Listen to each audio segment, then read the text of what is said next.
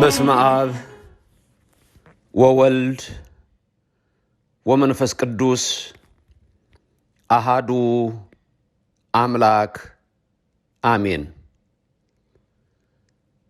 ለዚች ዕለት ያደረሰን ሰማይን ከነግሱ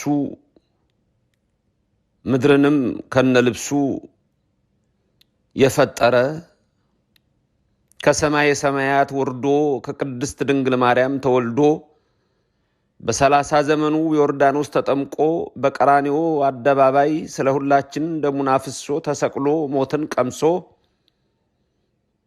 በቀዳሜ ስዑር በስጋ በመቃብር ስኩብ ሆኖ በነፍስ ደግሞ ሲኦልን የመዘበረ የኔና የናንተ አምላክ ለዚህ ሰዓት ስላደረሰን ከዘላለም እስከ ዘላለም ለስም አጠራሩ ክብር ምስጋና ይግባው። የእናቱ የድንግል ማርያም ምልጃ አይለየን። የትንሣኤውንም ብርሃን እንዲያሳየን ፍቃዱ ይሁንልን። ባላችሁበት ሁሉ ሰላምታዬ ይድረሳችሁ። የአብ ጸጋ የወልድ ቸርነት የመንፈስ ቅዱስ ኅብረት አንድነት አይለያችሁ።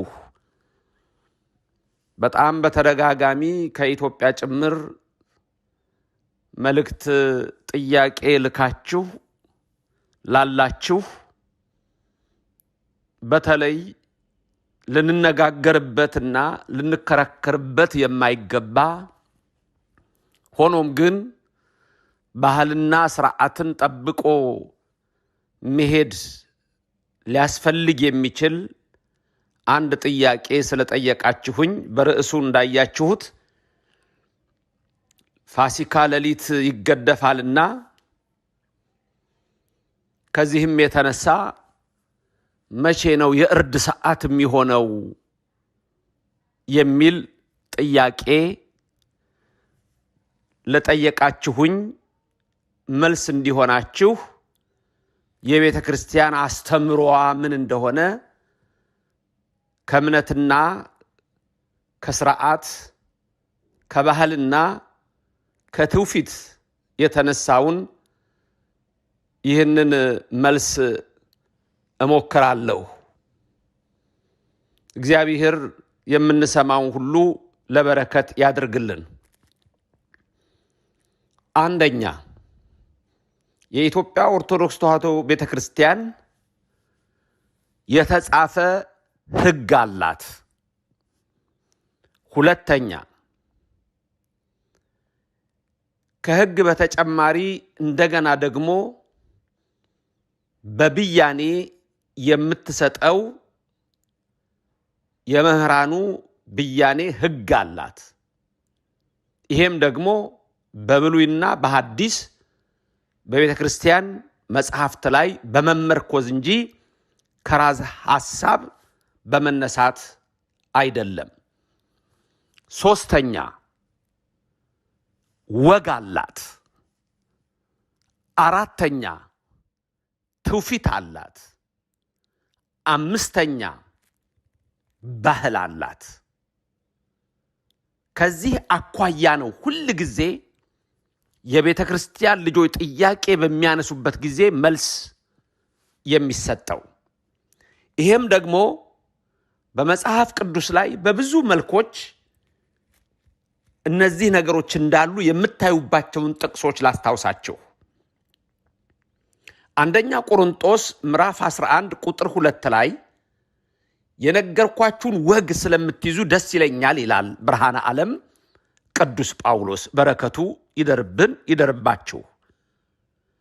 ሁለተኛ ተሰሎንቄ ምዕራፍ 2 ቁጥር 15 ላይም ስታዩ ወንድሞች ሆይ ጸንታችሁ ቁሙ፣ በቃላችንም ቢሆን ወይም በመልእክታችን የተማራችሁትን ወግ ያዙ ይላል። አሁን ሶስት ነገር እዚህ ጋር ታያላችሁ። አንደኛ በቃል የተሰጠ ትምህርት አለ፣ የሚተላለፍ ትምህርት አለ። ያም ትውፊት ተብሎ ሲጠራ በቅብብሎሽ የሚመጣ ለምሳሌ ወንጌል ሲነበብ በቅዳሴ ሰዓት ላይ ቄሱ ወንጌሉን ይዞ ሲወጣ ወደ ንባቡ ሲደርስ ለማን ነው የሚሰጠው? ለተጨማሪው ቄስ ለንፍቁ ቄስ ይሰጠዋል። ሲሰጠው ነዋ ወንጌለ መንግስት ለወልደ እግዚአብሔር ብሎ ይሰጠዋል። ያ ማለት መንግስተ ሰማያት የምታገባ ወንጌልን ብሎ ይሰጠዋል። እቺ ነች ወደ መንግስተ ሰማያት የምታገባ ብሎ ይሰጠዋል። ያ ቄሱ ደግሞ ሲቀበለው ተቀብሎ ለዲያቆኑ ይሰጠዋል። ገባሬ ሰናይ ዲያቆኑ ወይም በቀሚስ የሚገባው በተለምዶ ቀሚስ የምንለው እሱ ደግሞ ይዞ ነው ቄሱ የሚያነበው። ሲያነብ ደግሞ ፊቱን ወደ ምስራቅ ዞሮ የሚያነበው። የዛን ጊዜ ቄሱ የሚለውን ቃል ደግሞ እንዲህ የሚል ነው። ዘአወፈየኒ አወፈይኩከ ይለዋል። የሰጠኝን ሰጠውህ፣ ያቀበለኝን አቀበልኩህ ይለዋል። ስለዚህ ይሄ ነው ሁለተኛ ተሰሎንቄ ምዕራፍ 2 ቁጥር 15 የምታዩት። 1 በቃል የሚተላለፍ፣ 2 በመልእክት በጽሁፍ የሚተላለፍ። ስለዚህ ምንን ወግን፣ 3 ወግ አለ። ቅድም ያልኳችሁን ነገሮች ማለት ነው። ከፕሮቴስታንት እምነት ሪፎርሜሽን የጀርመን እንቅስቃሴ ራሱ አንዱ የሚለየን ማርቲን ሉተር ትራዲሽን የሚለውን ይሄን እኛ የምንላቸውን ይሄ ወግ ይሄ ስርዓት ሁሉ አይገባውም ለሱ። ምክንያቱም በብዙ ሲመሰረት ራሱ አመሰራረቱ በኢየሱስ ክርስቶስ በእውነት ለመመስረት ስላልነበረ የቤተ ክርስቲያንን ስርዓት አጥፍቶ ንዶ ደምስሶ ጥሶ የመጣ ስለሆነ ነው። ስለዚህ በጣም በሁሉም ነገር ማወቅ የሚገባን ነገሮች ይኖራሉ። ስለዚህ ቤተ ክርስቲያናችን የምታስተምራቸው ትምህርቶች በዚህ ላይ የተመረኮዙ ናቸው። በምን አይነት ቃል፣ በምን አይነት ትውፊት፣ በምን አይነት መንገድ እግዚአብሔር እንደነገረን የምታዩባቸው የቤተ ክርስቲያን ስርዓቶች አሉ። በሁሉም ነገር ላይ በዛ ውስጥ ነው የምንመላለሰው። እንዴት እንደሚገባ ተቀብላችሁ ቅድም ዘአወፈኒ አወፈይኩከ እንዳለው አንደኛ ተሰሎንቄ 4 ላይ እዛም ላይ የምታዩት ቁጥር 1 እና ቁጥር 2 ላይ እንግዲህስ በቀረውስ ወንድሞች ሆይ ልትመላለሱ እግዚአብሔርን ደስ ልታሰኙ እንዴት እንደሚገባችሁ ከኛ ዘንድ እንደተቀበላችሁ እናንተ ደግሞ እንድትመላለሱ ከፊት ይልቅ ትበዙ ዘንድ በጌታ በኢየሱስ እንለምናችኋለን እንመክራችሁማለን እያለ ቅዱሱ ይናገራል። ስለዚህ እኛ ህግ አለን። ኦርቶዶክስ ተዋሕዶ ቤተክርስቲያን ስርዓት አላት፣ ትእዛዝ አላት።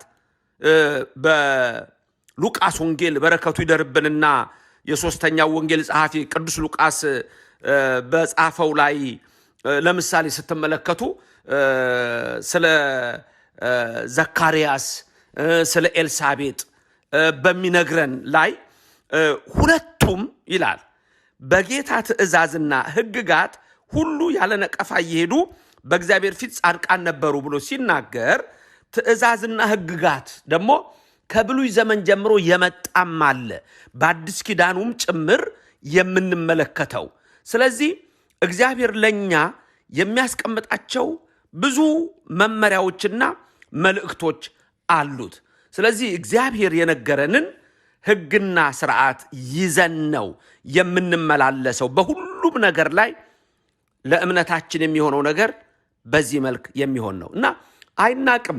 ለምሳሌ ምግብ በስንት ሰዓት ነው ዶሮ የሚታረደው? በስንት ሰዓት ነው ምግብ የሚበላው? እነዚህ የሚናቁ ጥያቄዎች አይደሉም። በነገራችን ላይ የሚናቁ ጥያቄዎች ስላልሆኑ ለዚህ ነው መልስ የሚሰጠው። ግን ትልቁ ነገር የሰው ልጅ የዘላለም ህይወት የሚያገኝበትን ስለ ቅዱስ ስጋውና ስለ ቅዱስ ደሙ ስለ ክቡር ደሙ እንዴት ቅዱስ ስጋውን ክቡር ደሙን ተቀብዬ የዘላለም ህይወት ወርሳለሁ የስሙ ቀዳሽ የመንግስቱ ወራሽ እንዴት ነው መሆኑ ብሎ ነው የሰው ልጅ ብዙ ጊዜ ሊጨነቅበት የሚገባው። ዋናው ነገር እሱ ነው። ይሄኛውም ግን ባህል ነው፣ ስርዓት ነው፣ ወግ ነው፣ ትውፊት ነው። ስለዚህ በምን መልክ ነው ልናረገው የሚገባው የሚለውን ማወቅ ያስፈልጋል። ስለዚህ የመጨረሻው ቃል ሁላችሁም ድንገት በዚህ ሰዓት በኢትዮጵያም ያላችሁ የምትሰሙ በሁሉም ቦታ ያላችሁ የምትሰሙ ሰዎች ወሳኙ ነገር ምንድነው? ቅዳሜ አርዶ ሌሊት መግደፍ ይቻላል ወይ? ይቻላል። ምንም ተጽፎ በህግ የተቀመጠ በዚህ ሰዓት ረድ በዚህ ሰዓት አትረድ። ይሄ በተለይ ስለ ምግብ ነገሮች ይሄን ያህል ብዙም አይደለም፣ ስለ ምድሩ አይደለም፣ ስለ ሰማያዊ መንግስት ነው። ግን እንዳልኳችሁ ይሄ ከስርዓት ከቤተክርስቲያን ባህል አኳያ የኢትዮጵያ ኦርቶዶክስ ቤተክርስቲያን ሁሉ ነገር ሚስጥር አላት። ለምሳሌ ከብቱ ምኑ ጠዋት ነው የሚታረደው ብዙ ጊዜ። ዶሮ ግን ከዚህ በፊትም ስናገር ብዙዎች ያልገባቸው በቤተክርስቲያን ውስጥም ሆነው ሚስጥሩ ያልተገለጠላቸው የባህል ጉዳይ ይሄ አንትሮፖሎጂካል የሆነው እሳቤ እንደገና የአገሪቱ ሁኔታ የሚያሳየውን ይሄ ትራዲሽን የሚባለውን የኛ በመጽሐፍ ቅዱስ ላይ የተመሰረተ የተጻፈ ያልተጻፈ ሪትን ትራዲሽን ኦራል ትራዲሽን የሚባላል። ይልቁን ደግሞ ሴክሬድ ትራዲሽን ነው። የኛ ቅዱስ ባህል ነው፣ ቅዱስ ትውፊት ነው፣ ቅዱስ ህግ ነው፣ ቅዱስ ትእዛዝ ነው። ስለዚህ የሰው ልጅ ደግሞ በሚኖርበት ደግሞ የኛ ቤተክርስቲያን ብዙ የምትይዛቸው ነገሮች አሉ። ሶሻል ካፒታል ተብሎ በጣም የሚጠና ትምህርት አለ በተለያዩ ዩኒቨርሲቲዎች። የሶሻል ካፒታሉን ሁሉ የሚያሳይ ነው። በእኛ ማህበር አለ፣ ሰንበት ያለ የሰው ልጅ ግንኙነት አለ። ይሄ ሁሉ እኛ ሶሻል ካፒታል የተባሉ ትልቁን ሀብት የሰው ልጆች ሀብት የሚያሳይ ነው። ስለዚህ ከዚህ ሁሉ አኳያ ነው የሚታየው። ስለዚህ ይሄ ህግ በዚህ ጋር ተጽፎ በዚህ ረድ በዚህ አትረድ የሚል ሳይሆን እስቲ ከእናት ከአባቶቻችሁ የመጣውን ወግና ስርዓት ተቀበሉ። ከብሉይ ዘመን ጀምሮ ከሐዋርያት ዘመን ጀምሮ የመጣ ስርዓት አለን። ስለዚህ አባቶቻችን እናቶቻችን ተሳስተው ነበረ። ቅዳሜ ማታ ሲያርዱ የነበሩት ሰርተው ምን ብለው እናቶቻችን ቤተክርስቲያን ሲሄዱ የነበሩት ጥንት ያኔ ተሳስተው ነው? በፍጹም ትክክለኛው ስርዓት እንደውም እሱ ነው። እርግጥ አንዳንድ ሰዎች ያንን የጾምን ስርዓት ያዩትና አይ ማረድ አይቻልም እንደዚህ መሆን አይቻልም የሚል ትምህርት ሊያስተምሩ ይችሉ ይሆናል። ድንገት እንደሱ አይነት ትምህርት ሰምታችሁ ከሆነ የጠየቃችሁኝ ያ እንግዲህ ከራሳቸው ሁኔታ ተነስተው ይሄንን መልክ ያልኳችሁን ይሄ ካልቸራል አንትሮፖሎጂካል ሶሻል ካፒታል ምንለው ሃይማኖቷ የሰጠችው ለኢትዮጵያ ይሄን ትእዛዝ ማፍረስ ራሱ የቤተክርስቲያኒቷን ህግና ስርዓት አለመጠበቅ ስለሆነ ስለዚህ አባቶቻችን እናቶቻችን ጥንት ያደርጉት የነበረውን ስርዓት ዛሬ የምታደርጉት ምንም ስህተት የለውም። ቅዳሜ ማታ አርዶ ተዘጋጅቶ ጨርሶ ወደ ቤተክርስቲያን ሄዶ ደግሞ ተዘጋጅቶ ስጋውን ደግሞ ተቀብሎ አክብሮ ወደ ቤቱ ተመልሶ ደግሞ በሌሊት ባንድ ላይ ተሰብስቦ ፋሲካውን ያከብራል። ይሄ የኢትዮጵያ ኦርቶዶክስ ተዋሕዶ ቤተክርስቲያን እምነት፣ ስርዓት፣ ትውፊት፣ ህግና ወግ ነው። የሰማነውን በልቡናችን ያሳድር። የትንሣኤውን ብርሃን ለሁላችን ይግለጽልን። አሜን።